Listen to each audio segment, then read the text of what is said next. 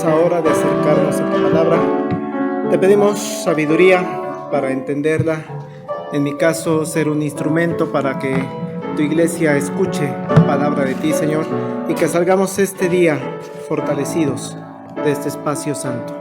En el nombre de Jesús, amén. Pueden tomar sus lugares, hermanos.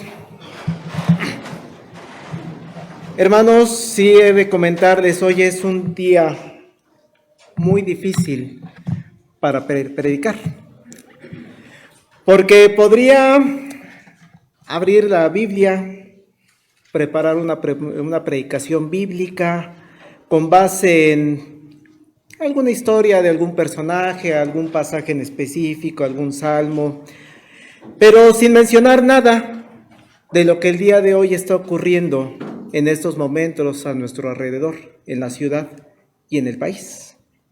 Seguramente saldríamos edificados, no habría ningún problema en ese sentido. Pero no faltará la persona que pudiera llegar a comentar: pastor, ¿por qué no mencionó nada sobre las votaciones? Si son muy importantes para el país, son muy importantes para la iglesia. Y claro, habrá personas que agradezcan: pastor, qué bueno que no habló nada de política, porque después de miles o millones de comerciales que hemos escuchado en radio, televisión, redes sociales, lo menos que quiero escuchar desde el púlpito es política, pastor. Gracias. Pero está la otra posibilidad para predicar en este día. Y si les comento, es la que decidí tomar el día de hoy. Sí hablar sobre lo que está aconteciendo allá afuera, porque la iglesia vivimos en un contexto. La iglesia Getsemaní vive en un contexto específico. Allá afuera hay votaciones para elegir ahorita presidente del país. 6 boletas nos dieron, o les van a dar si no han ido a votar. Presidente del país, senadores que representan a cada uno de los estados de la República, diputados federales que representan un distrito a nivel federal, diputados locales, distritos, pero dentro de la Ciudad de México. Votamos por jefe de gobierno y votamos por alcaldes. Hay los que votamos por alcalde de Coyoacán, porque vivimos aquí. O hay quien vota en otra alcaldía, porque su domicilio es otra alcaldía. Pero tomar este camino, hermanos, de predicar con respecto a lo que está aconteciendo allá afuera, también debemos reconocer que conlleva riesgos fuertes para el que predica. Como ministro de culto, hermanos, cometería un gran error si desde este lugar induzco a que voten por uno u otro candidato. Sería un gran error referir elogios hacia un candidato, candidata, o un grave error sería hablar mal desde este lugar por uno de ellos o por el otro. E incluso lo que hace todavía más difícil, hermanos, es que todo lo que diga está grabado y queda en Facebook. Y entonces podría incluso aparecer ya en un video viral donde diga: vean, la iglesia presbiteriana está induciendo el voto a favor de uno o de otro, y no hay cómo debatirlo si está grabado. Entonces es un día difícil para predicar. Y no voy a tener forma de desdecirme. Lo que puede llevarme, hermanos, de acuerdo al artículo 130 constitucional e incluso al reglamento de asociaciones religiosas, a una sanción legal. O la misma iglesia, la misma institución también puede ser sancionada. Si nos damos cuenta entonces de cuán difícil es hablar de política desde este púlpito, de las elecciones de este púlpito. Y además súmenle que si yo digo voten a favor de uno, una gran parte de la iglesia va a decir: no, pastor, él no, ella no. Y si digo de este lado, una gran parte de la iglesia me va a decir: no, pastor, por ese no, por ella no. Porque hay una polarización muy grande. Qué difícil. Sin embargo, hermanos, sí decidí tomar este tema porque independientemente del riesgo, hermanos, hay algo hermoso en la Sagrada Escritura. Y es que Dios tiene palabras para su pueblo en este día. Fuera de divisiones partidistas, fuera de candidatos, fuera de quién es mejor opción, Dios tiene palabra y nos va a hablar en este día, Dios, para que salgamos de este lugar, de este templo, con la confianza de lo que está ocurriendo allá afuera, está bajo el control de Dios. Nos va a permitir salir con esperanza, nos va a permitir salir con fortaleza, con sabiduría e incluso, hermanos, con alegría. Gane quien gane. Y todo eso emanado de la Escritura, no emanado de una persona que está aquí al frente. Lo he dicho, solamente busco ser instrumento de nuestro Dios. Y por ello vamos a un primer punto, hermanos, que encontraremos al principio del pasaje que hemos leído. Ahí tienen ustedes abierto Daniel capítulo 1, versículos 1 en adelante, donde pone el escritor sagrado un contexto. En el año tercero de reinado de Joacim, rey de Judá, vino Nabucodonosor, rey de Babilonia, a Jerusalén y la sitió. Y el Señor entregó en sus manos a Joacim, rey de Judá, y parte de los utensilios de la casa de Dios, y los trajo a tierra de Sinar, a la casa de su Dios.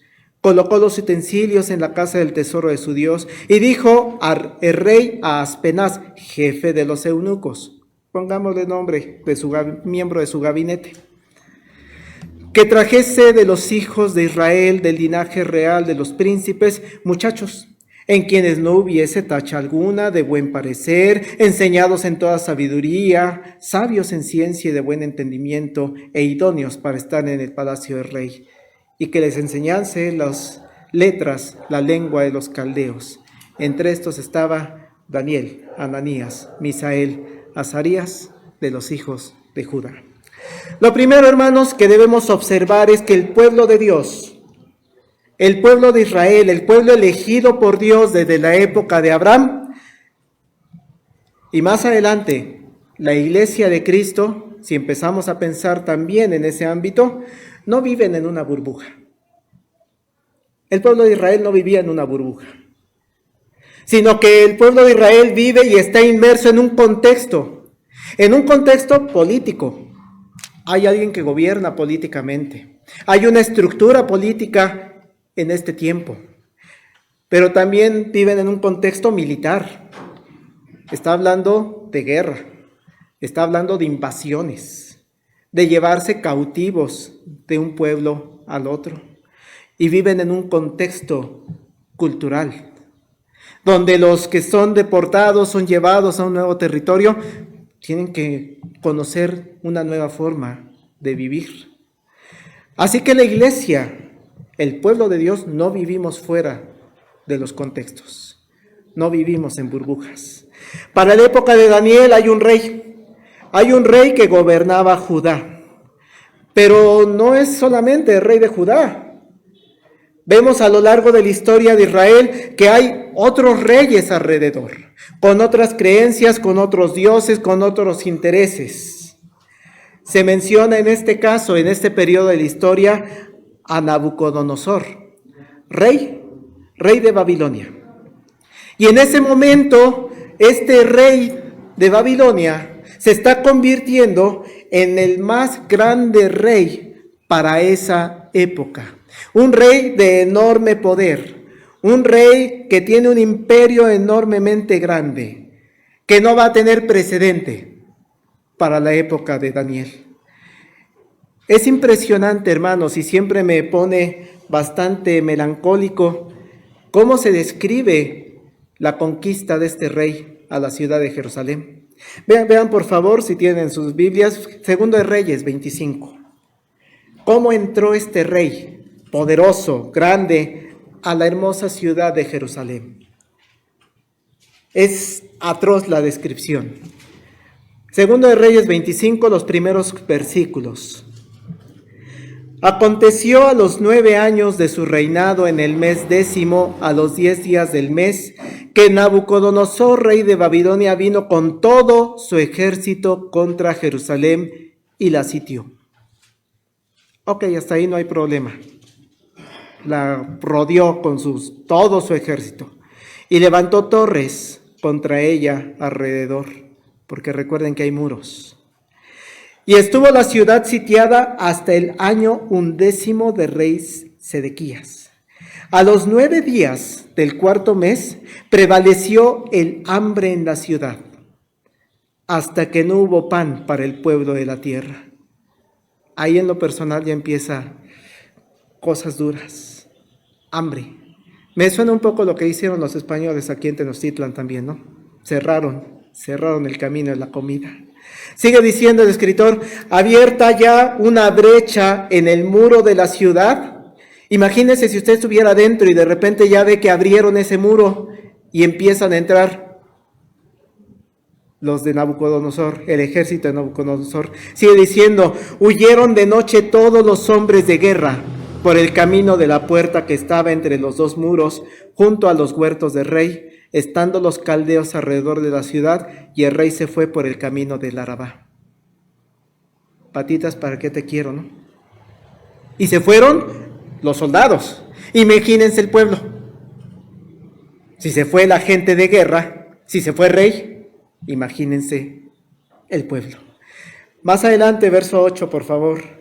En el mes quinto, a los 7 días del mes, siendo el año 19 de Nabucodonosor, rey de Babilonia, vino a Jerusalén Nebuzaradán, capitán de la guardia, siervo del rey de Babilonia. Y vean lo que hizo, hermanos.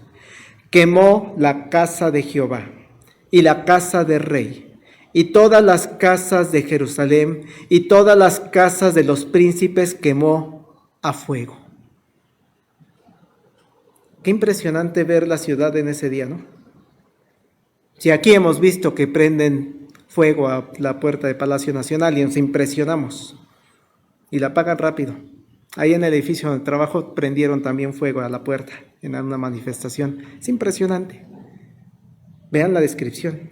Y sigue diciendo, y todo el ejército de los caldeos que estaba con el capitán de la guardia derribó los muros alrededor de Jerusalén, y a los pueblos que habían quedado en la ciudad, a los que se habían pasado al rey de Babilonia y a los que habían quedado de la gente común, los llevó cautivos Nabuzaradán, capitán de la guardia. Mas de los pobres de la tierra dejó Nebuzaradán, capitán de la guardia, para que labrasen las viñas y la tierra. Desolador.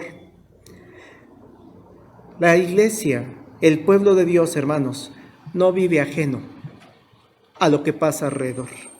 Preguntémosle a hermanos que viven en regiones donde el narcotráfico gobierna. Hermanos que en Chiapas tenían paz hace unos años y hoy los hermanos refieren, hay violencia. Pastores que son amenazados porque saben que son líderes de la comunidad, son amenazados de muerte. No vivimos exentos de este tipo de situaciones. El imperio babilónico entonces llegó a Jerusalén, la sitió, la quemó, la derrumbó, y el pueblo de Israel, hermanos, el pueblo de Dios, no vivió en esa burbuja, sino que vivió en ese contexto determinado, en este caso en el tiempo de un dominio babilonio. Y no solamente es en esta época que vivimos en un contexto, hermanos. Podemos ver que Noé, de acuerdo al relato bíblico, también vivía en un contexto determinado. No había personas que agradaran a Dios, que vivían totalmente separadas de Dios. Ese es el contexto que le tocó vivir a Noé. Si pensamos en Abraham, Abraham también vivía en un principio en medio de un pueblo que no tenía a Dios como su Señor. Tenía muchos dioses, Ur de los caldeos. Y de repente llega un Dios y le dice, sal de tu tierra, de tu parentela, que voy a hacer de ti una gran nación.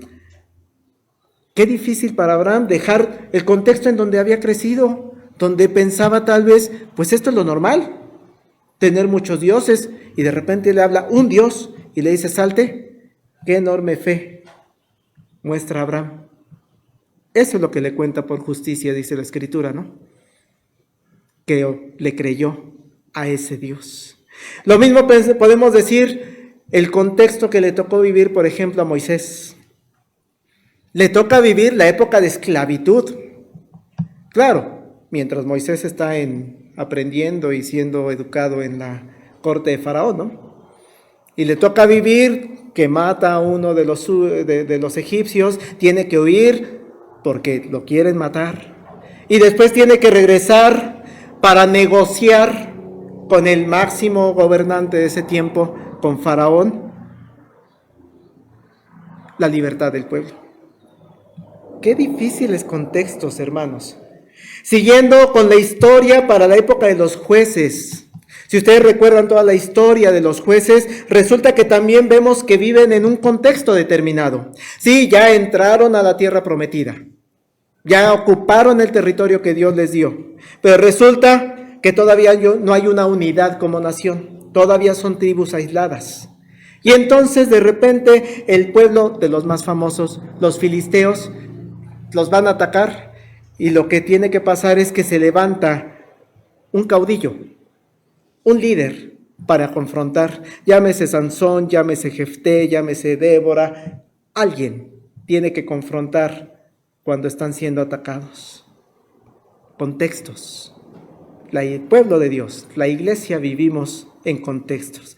Llegamos a la época, por ejemplo, donde el pueblo de Israel dice, ay, quiero ser como las otras naciones. Qué bonito funcionan las otras naciones. Ellos tienen rey, tienen una monarquía. El rey es el que decide todo hacia dónde se va a encaminar el pueblo. Nosotros queremos ser como ellos. Y claro, tenemos en la historia bíblica momentos en el que en ese contexto de los reyes se llegan a épocas gloriosas. David unió a dos tribus, hizo una sola nación. Y con Salomón llegó a la riqueza, a la paz. Llegó la reina de Saba y, ¡wow! En verdad que eres sabio. En verdad que eres muy sabio por todo lo que has hecho con tu pueblo. Pero ¿qué pasó después, hermanos? Se pelearon el reino del norte y el reino del sur. Se dividen, cada uno con reyes diferentes. Y se desvían de Dios. Por eso no vivimos en una burbuja. Dios va siguiendo lo que van haciendo los reyes del norte y los reyes del sur. Nos va narrando en la escritura, cuando leemos Reyes, cuando leemos Crónicas, qué hicieron mal aquí, qué hicieron mal aquí, aquí hicieron mal, aquí hicieron mal, aquí hicieron mal otra vez, aquí se la pasa así la escritura. ¿Qué es lo que conlleva eso? Llegan los asirios, llegan los babilonios, después de los babilonios llegaron los persas a conquistar la tierra, el pueblo de Israel. Después de los persas, en el periodo que no viene en la Biblia, el periodo intertestamentario, llegaron los griegos y después llegaron los romanos, época en la que llega Jesucristo a este mundo. Así es, hermanos. Jesús también vivió en un contexto determinado. Para la época de Jesús gobernaba un emperador romano. Y ese emperador romano que gobernaba gran parte del mundo antiguo de esa zona, lo que hacía es ponía gobiernos locales. En un principio puso un rey, por ejemplo. Cuando nació Jesús, ¿quién reinaba, hermanos? Herodes el Grande. Uno de los más grandes reyes y crueles. ¿Sí recuerdan lo que hizo ese rey? Así es. No alcanzo yo a concebir cómo un rey puede llegar y de tomar la decisión de maten a los niños de 2 años para abajo. ¿Qué rey tan cruel, tan despiadado?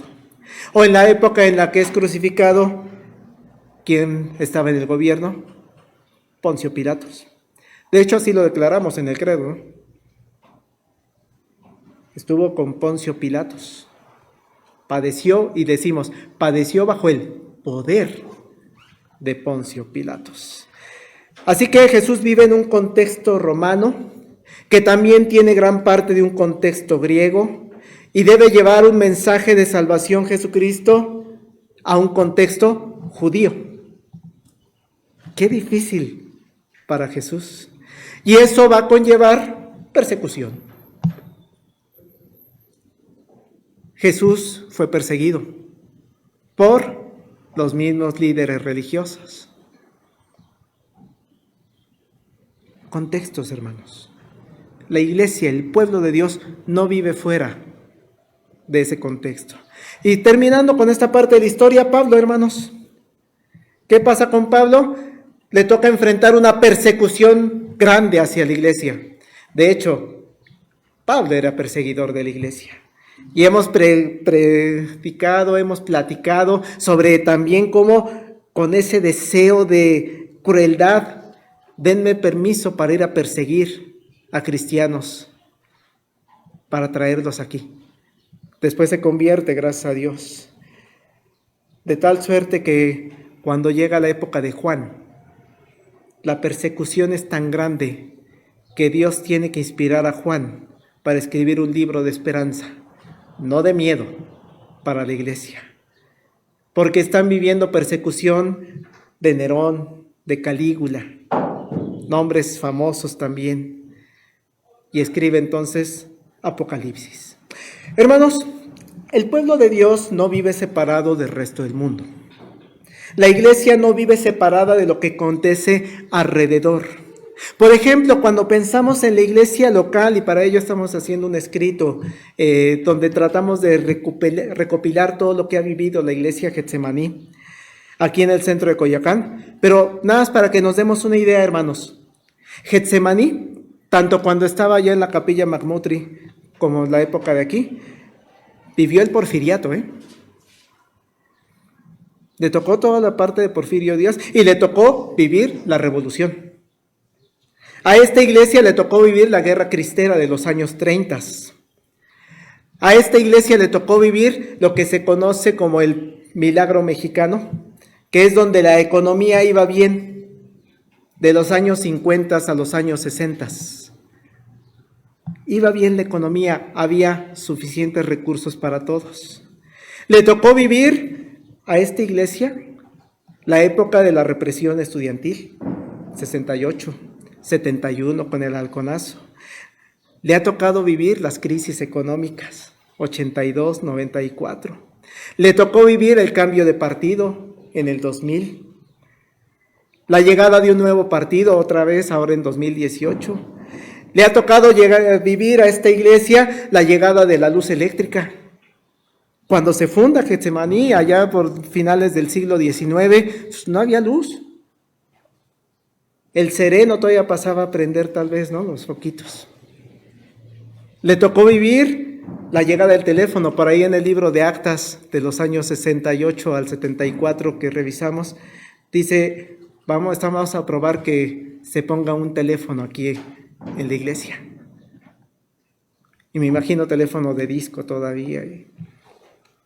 Le tocó el surgimiento de la televisión. Por ahí hay imágenes, ¿no? De una pantalla ahí, una pantalla allá después. Y hoy le toca vivir la época del internet. ¡Qué cosas! La iglesia, hermanos, el pueblo de Dios no vive separado del resto del mundo, sino que estamos en un contexto, aunque ese contexto, hermanos, no siempre es el que más deseemos. Como podemos ver en el caso de Daniel. No era un contexto ideal, bonito. Paso a un segundo punto. Hermanos, Daniel está en una situación muy difícil. Sí, aunque tenía una posición importante dentro del pueblo de Israel, porque era considerado de los príncipes del pueblo de Israel, del pueblo de Judá, tenía todas las condiciones probablemente para sobresalir durante su juventud. Lamentablemente, o de acuerdo a la voluntad de Dios, llegó la conquista de Nabucodonosor. Regresamos a Daniel, por favor. Versos 3 y 4. Daniel 1, versos 3 y 4. Y dijo el rey a Aspenaz, jefe de los eunucos, que trajese de los hijos de Israel, del linaje real. Vean las características de Daniel. Hijos de Israel, linaje real de los príncipes, muchachos en quienes no hubiese tacha alguna. ¿Cuál sería el futuro que le esperaba a Daniel, hermanos, con esas características? Sin tacha alguna, de buen parecer, enseñados en toda sabiduría, sabios en ciencia y de buen entendimiento, e idóneos para estar en el palacio del rey. Seguramente se vislumbraba un futuro muy promisorio para Daniel. Sin embargo, ahora que Daniel llega a un nuevo contexto, se va a enfrentar a una nueva cultura, se va a enfrentar a unas nuevas creencias. Le van a mostrar una nueva visión del mundo, que es la que se tenía ahí en Babilonia. Que incluso en este joven, muy probablemente él pudiera llevarlo a cuestionar lo que hasta este momento le han enseñado sus papás, su pueblo. Es más, tiene que aprender lo que saben en el otro pueblo. Por eso dice en el 4b, y que les enseñase las letras y las lenguas de los caldeos. Te aprendes lo que nosotros creemos en este pueblo. Pero es que yo creo en Dios, en Jehová. Sí, eso hazlo a un lado. Te vas a aprender lo que nosotros conocemos en este contexto. Pero es que yo lo que creo es que Dios creó los cielos y la tierra. Sí, pero nosotros los caldeos creemos esto. Se tuvo que aprender lo que creían los caldeos. Qué difícil el contexto en el que le toca entonces vivir a Daniel, porque no va a ser nada sencillo. Está en una tierra extraña, está con una creencia diferente a la que él trae desde niño, está en una cultura diferente a las que él había aprendido en su niñez y en su juventud. Eso muy probablemente le va a generar dudas sobre el Dios en el que creía, el Dios en el que confiaba y el Dios al que le habían enseñado. Pero hermanos, el mensaje es claro. La respuesta de Daniel ante esta situación es: yo no. Yo voy a confiar en Dios. Yo no voy a poner en duda. Aunque me hagan aprender todo esas ideas caldeas, babilonias, yo no pongo en duda a mi Dios. Vean el versículo 8, por favor. Pasaje que nos tenemos que aprender nosotros, independientemente de quién gobierne en el país. Es que tal candidato, hermano, Daniel 1:8. Daniel propuso en su corazón no contaminarse con la porción de la comida del rey, ni con el vino que él bebía. Pidió, por tanto, al jefe de los eunucos que no se le obligase a contaminarse. Puso en su corazón no contaminarse. Y les leo textualmente lo que dice un escritor sobre esta frase de no contaminarse, porque me parece bastante clara. Dice: Daniel y sus amigos deciden de forma abierta y desafiante rechazar las comidas babilónicas, con dos propósitos básicos. Primero, afirmar las leyes dietéticas que se incluyen en la ley de Moisés. Nosotros vamos a obedecer lo que dice nuestra cultura, nuestra tradición, nuestra sagrada escritura. Nosotros seguimos las enseñanzas que nos dieron de niños. Y en segundo lugar, rechazar los alimentos que habían sido dedicados o consagrados a las divinidades e ídolos paganos. Nosotros no participamos en eso que ustedes promueven, esas ideas paganas. Y termino el texto: participar de estas cenas era aceptar el politeísmo como una práctica religiosa natural y aceptable. Por eso Daniel propuso en su corazón no contaminarse. Esta es la segunda enseñanza entonces para la iglesia de hoy. La primera es: la iglesia vive en un contexto. La segunda es: independientemente de quién gobierne, cuál sea nuestro contexto, hermanos, usted debe confiar en Dios. Debe obedecer a Dios en sus mandatos, en sus ordenanzas. Esto, hermanos, hizo Noé. Obedeció a Dios, aún en un contexto contrario. Allá en Génesis 6:5, y vio Jehová que la maldad de los hombres era mucha en la tierra y que todo designio de los pensamientos del corazón de ellos era de continuo, solamente el mal. Ese era el contexto en el que vivía Noé. ¿Y qué hizo Noé? Yo obedezco. Construyó un arca. Sí, Señor. Con esas medidas, lo que tú me digas, Señor. En las series, ¿no?, nos pintan que hasta se burlan de él por construir un arca. Pero él soportó. Eso también hizo Abraham, Isaac, Jacob. No se apartaron del camino de Dios, aun cuando el contexto pudiera ser negativo, pudiera ser difícil. Eso hizo Josué, y de hecho es hermoso, hermanos, cuando Josué insta al pueblo a seguir su ejemplo. En ese discurso final, cuando ya Josué está a punto de fallecer, les dice: y si mal os parece servir a Jehová, escogeos hoy a quién sirváis. ¿A los dioses a quienes sirvieron vuestros padres cuando estaban del otro lado del río? ¿O a los dioses de los amorreos en cuya tierra habitáis? Pero yo y mi casa serviremos a Jehová. Independientemente del contexto, decidan, les dice al pueblo. Independientemente del contexto de quién sea el ganador el día de hoy, hermanos, decidamos: yo y mi casa serviremos a Jehová. David y Salomón siguieron a Dios, aunque tuvieron sus fallas, ambos, varias de ellas graves, pero lo difícil también viene, hermanos, con los reyes posteriores. Sus fallas, hermanos, de los reyes posteriores a Salomón son constantes. Allá dice, por ejemplo, el caso de rey Jeroboam. En el año 18 de rey Jeroboam, hijo de Nabat, Abiam comenzó a reinar sobre Judá y reinó 3 años en Jerusalén. El nombre de su madre fue Maaca, hija de Abisalom, y anduvo en todos los pecados que su padre había cometido antes de él. Y no fue su corazón perfecto con Jehová su Dios como el corazón de David su padre. Anduvo en todos los pecados. Pero aún así hay un remanente que dice: yo y mi casa serviremos a Jehová. ¿Qué decir, hermanos, del mismo Señor Jesucristo? Que en el contexto en el que le tocó vivir, que ya lo comentamos, en ningún momento se desvió de Dios, del Padre. Y a lo que se enfrentó no fue cualquier cosa, hermanos. Creo que hemos platicado sobre esta situación. Otra vez lo llevó el diablo al monte alto. Le mostró todos los reinos del mundo y la gloria de ellos. Y le dijo: todo esto te daré si postrado me adorares. A lo que se enfrentó Jesús. Una tentación tan grande. Todo esto te daré si me adoras. Vete, Satanás, porque escrito está: al Señor tu Dios adorarás y a Él solo servirás.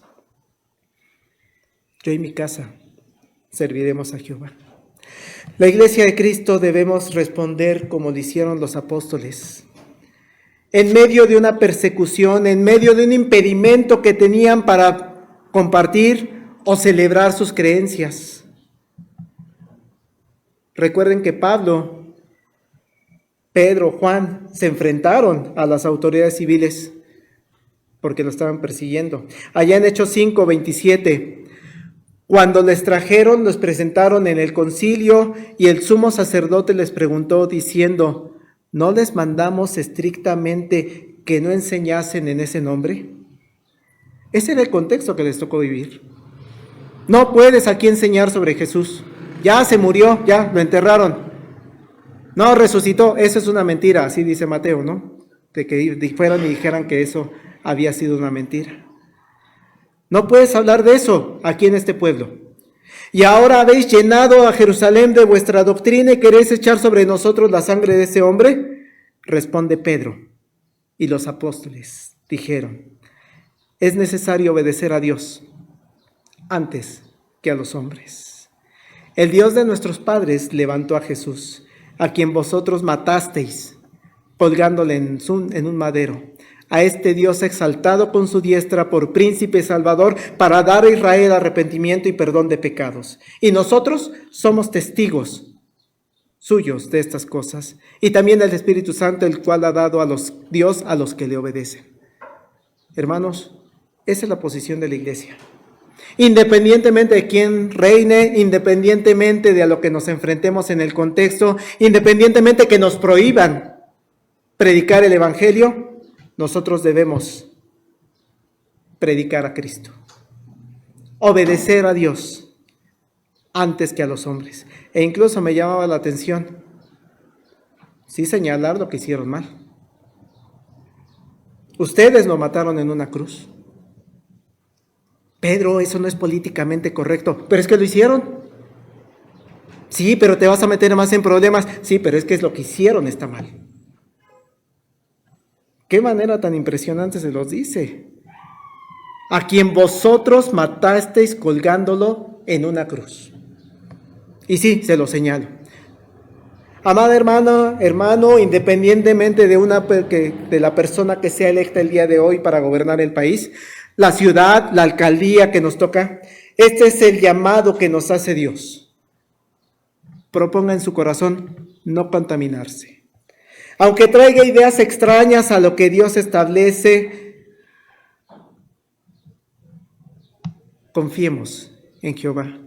Yo y mi casa serviremos a Jehová. Y sí, señalemos lo que está mal. A quien vosotros matasteis colgándolo en un madero. Eso va en contra de la Escritura. Claro, para poder señalar, hermanos, lo que está mal en contra de la Escritura, lo que va en contra de la Escritura, hay que estudiar la Escritura. Porque de repente nos subimos a carros que vemos en las redes sociales y nuestras fuentes no son escriturales, son fuentes de otra índole. Amada hermana, hermano, paso un último punto. La iglesia, vivimos en un contexto, sea cual sea el contexto, debemos obedecer a Dios antes que a los hombres, no contaminarnos de ideas extrañas, pero lo tercero, hermanos, es no te preocupes. Dios te va a ayudar. Regresando a Daniel 1, por favor, 19 y 20. El rey habló con ellos y no fueron hallados entre todos ellos otros como Daniel, Ananías, Misael y Azarías. Así pues estuvieron delante del rey. En todo asunto de sabiduría e inteligencia que el rey les consultó, los halló 10 veces mejores que todos los magos y astrólogos que había en todo su reino. Hermano, hermana, el día de hoy somos convocados por nuestro país a ejercer nuestro voto. Es un derecho. Acuda a ejercer su derecho. Pero hermano, también no pierda de vista, es una obligación como ciudadano. Usted es libre de decir, yo no voy a ir a votar. Adelante. Pero está fallando a una obligación civil. Y hay que aprovechar, hermanos. Aquí en México podemos elegir a la persona que va a gobernar al país. Podemos elegir ya a la persona que va a gobernar la ciudad. En 97 fue el primer año que pudimos elegir. Antes la ciudad era un regente, ¿no? Se designaba quién era. No, hoy podemos elegir. Podemos elegir al alcalde, alcaldesa, así como las personas quienes van a hacer nuestras leyes que le convienen al país. Pero sabemos, hermanos, que en la actualidad hay una división muy grande. Y no es una división actual, tampoco es de que se ha dividido el país en los últimos años. No. Basta ver la historia mundial, hermanas. Basta ver la historia de México. Hermanos, el país está dividido entre derecha e izquierda desde la época de Juárez. Liberales, conservadores. La revolución era la lucha de derecha e izquierda. La época del priismo, derecha e izquierda. La época actual, derecha e izquierda. No es una división actual, es una división que ha existido desde hace muchos años.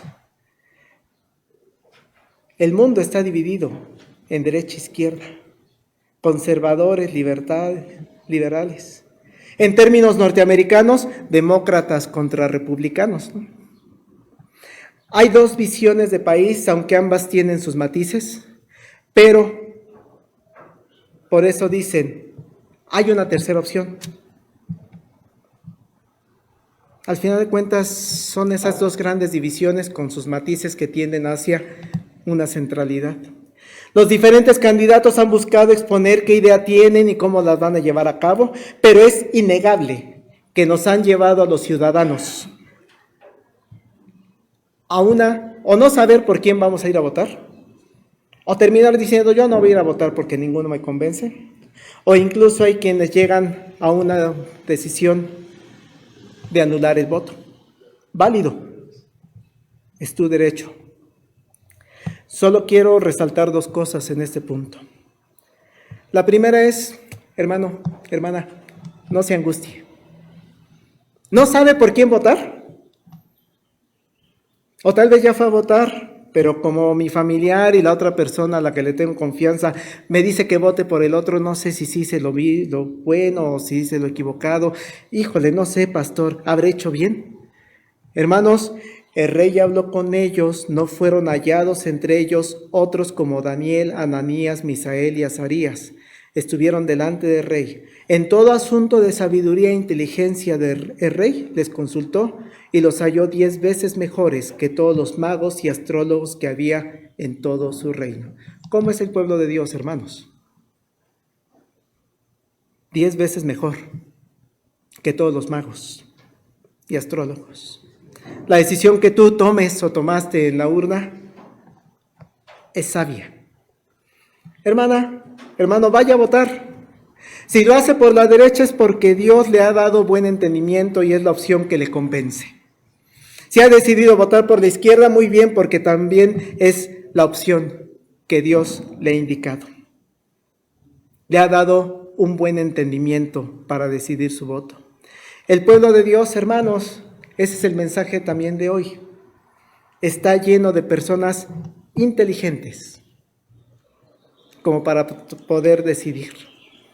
Aunque pareciera que no, pastor, pero es que decido por una o por el otro, esa decisión está tomada con sabiduría dada por Dios. Le ha dado buen entendimiento como para decidir su voto, Dios. El pueblo de Dios está lleno de personas sin tacha alguna, idóneos para estar en el palacio del rey o para tomar decisiones políticas. Si tiene oportunidad de leer el editorial, hermano, del día de hoy en el programa, o investigar un poco sobre este personaje, vean hasta dónde llega la inteligencia del pueblo de Dios. Llega la sabiduría que Dios da. En la editorial pusimos sobre Aaron Sainz, un político, una persona idónea para estar en la presidencia. Pastor, pero nunca hemos escuchado del presidente Aaron Sainz. No lo han escuchado. Leo lo siguiente, el texto lo saqué de un Wikipedia, pero el artículo es de otra fuente. Dice sobre Aaron Sainz: participó como candidato en las elecciones de 1929 para la presidencia, en contra de Pascual Ortiz Rubio, habiendo perdido debido a una campaña de desprestigio en su contra, basada principalmente en su adscripción a la Iglesia Presbiteriana. La campaña fue sostenida por Plutarco Elías Calles, quien pretendía continuar con el llamado Maximato. Dios pone personas idóneas para estar en el gobierno, personas sabias para estar en el gobierno. ¿Por qué no llegó Aaron Sainz, hermanos? Por ser presbiteriano. ¿En qué año? 1929. Pero entonces la iglesia participa. ¿Puede llegar a gobernar una persona presbiteriana? Sí. En ese momento no se pudo, pero podría llegar en algún momento. La segunda cosa, y con esto termino, hermano, no se preocupe, no se angustie. Si el día de hoy se pone a ver las noticias en la noche, cuando dan los resultados preliminares, seguramente, hermanos, en las casas va a haber personas que vamos a estar bien enojados porque no ganó nuestro candidato o nuestra candidata. Y habrá en la otra casa, en la de junto tal vez, mucha alegría porque ganó por el que votamos. Hermanos, eso es lo de menos. Debemos recordar que nuestra alcaldía, nuestra ciudad, nuestro país, todo el mundo, hermanos, la realidad última es que no vivimos en una democracia total. Ve, pastor, tenemos razón, no hay democracia. No estoy hablando de eso. Hermanos, usted y yo sabemos que vivimos en una teocracia. El país vive en una teocracia. El mundo vive en una teocracia. ¿Qué es una teocracia, hermanos? Dios gobierna. Dios es el que gobierna. Dios es el que establece a su voluntad. Dios es el que permitió que en el tiempo de Daniel gobernara Nabucodonosor. Dios es el que permitió que en su tiempo gobernara Ciro, rey de Persia. Dios es el que puso a David, a Salomón, a Saúl en esos puestos de poder. Dios es quien puso a cada una de las personas que ha gobernado su pueblo y el mundo.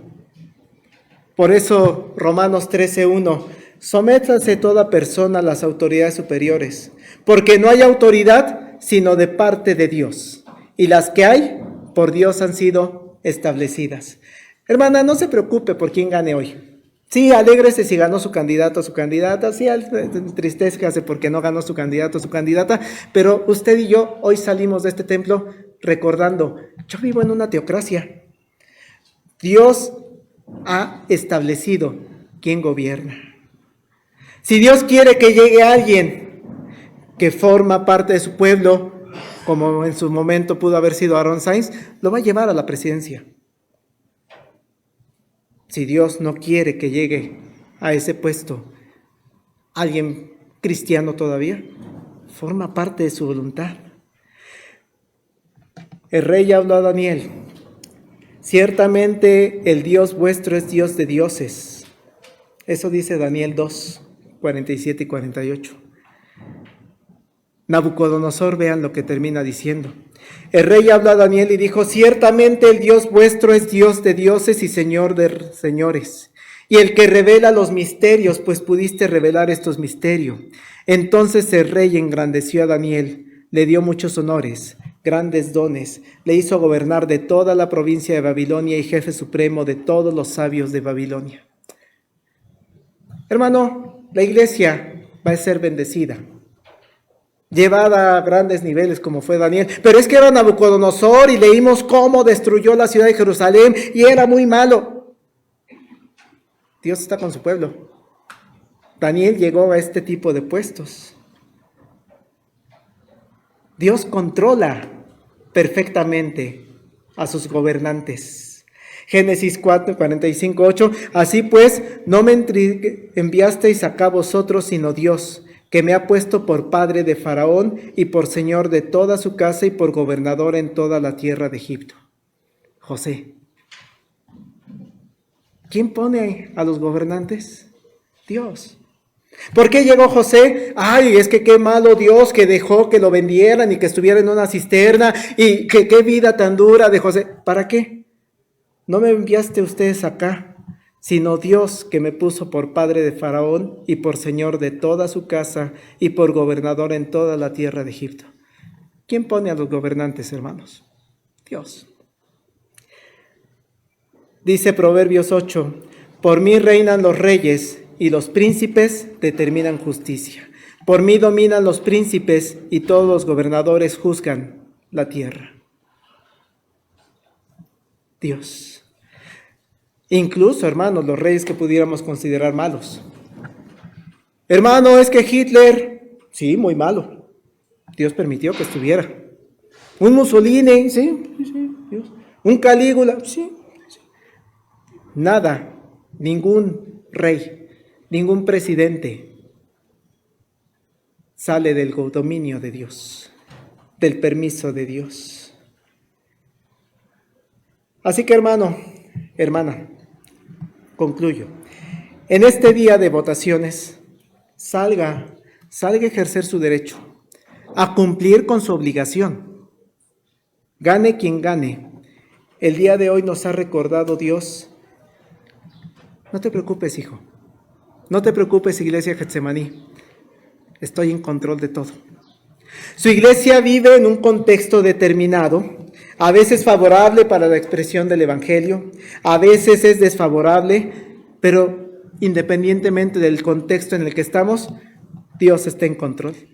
Los miembros de la iglesia podemos participar en la elección de nuestros gobernantes e incluso habrá quien sea llamado para ocupar puestos de gobierno, porque Dios le da sabiduría.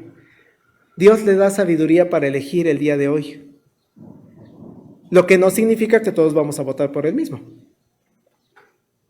Yo sé que los que votaron de este lado es con sabiduría, porque analizaron su voto. Y los que se van por el otro lado, es con sabiduría, porque analizaron su voto. Dios está en control. Dios nos guía hacia quien consideramos la mejor opción. Pero Dios es el que termina decidiendo, porque vivimos en una teocracia. Dios nos dice hoy en la noche que anunciarán a las personas que gobernarán en nuestro país, ciudad o alcaldía. No se preocupen, tengan la certeza ustedes que yo estoy en control. Si gana mi candidato, gloria a Dios. Dios está en control. Si pierde mi candidato, gloria a Dios, porque Dios está en control.